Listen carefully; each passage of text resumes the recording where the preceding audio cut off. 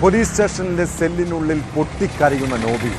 ഭാര്യയെയും മക്കളെയും കൊലയ്ക്ക് കൊടുത്തതിൻ്റെ കുറ്റബോധം അയാളെ വല്ലാതെ അലട്ടുന്നുണ്ട്. ഭാര്യ ഷൈനിയും മക്കളും ജീവനൊടുക്കുമെന്നോ തൻ്റെ ജീവിതം അഴിക്കുള്ളിലാകുമെന്നോ അയാൾ കരുതി കാണില്ല.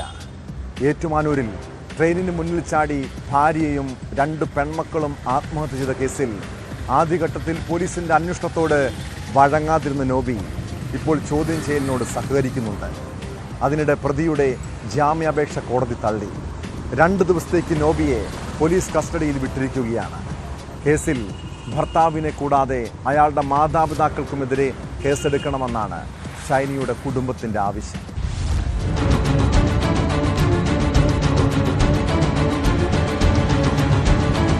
നോബിക്കെതിരായ കുരുക്ക് മുറുക്കാനാണ് പോലീസിന്റെ തീരുമാനം.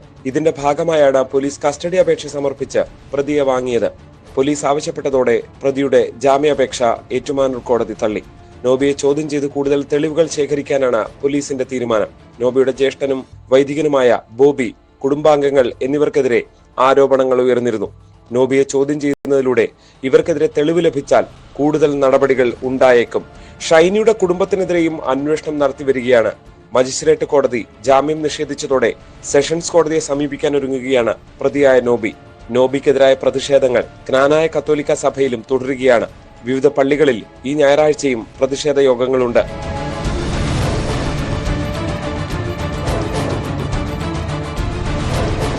G Sreejith, news 18, Kottayam.